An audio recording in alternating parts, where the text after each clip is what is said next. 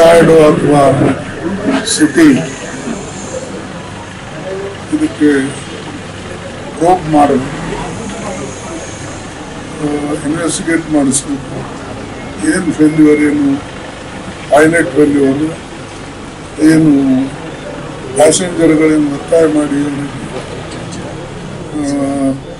ಪ್ರಾರಂಭ ಮಾಡೋಕ್ಕೆ ಸಹಾಯ ಮಾಡಿದ್ರು, ಅಥವಾ ಯಾವ ದೃಷ್ಟಿಯಿಂದ ಇಂಥ ಒಂದು ಸೂಚನೆ ಆರದ ತಕ್ಷಣ ಕೆಲವೇ ನಿಮಿಷದಲ್ಲಿ ಭೂಮಿಗೆ ಪಡಿಸ್ತಕ್ಕಂಥದ್ದು ಮತ್ತು ಈ ಅಗ್ನಿ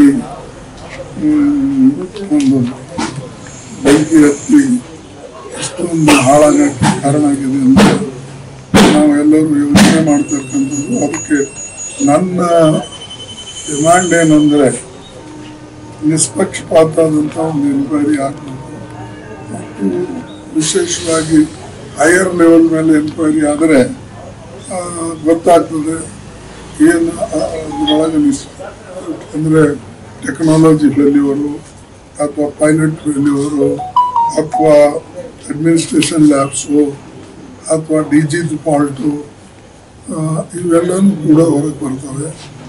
ಆದರೆ ನನ್ನ ಮೊದಲನೇದು ಈಗ ಯಾರು ಸತ್ತಿದ್ದಾರೆ ಅವ್ರಿಗೆ ಕಂಡೋಲೆನ್ಸಸ್ಸು, ಎರಡನೇದು ಯಾರು ಬದುಕಿದ್ದಾರೆ ಏನೇನು ಅವ್ರಿಗೆ ವ್ಯವಸ್ಥೆ ಮಾಡಬೇಕು ಅದು ಮೊದಲು ಮಾಡಬೇಕು.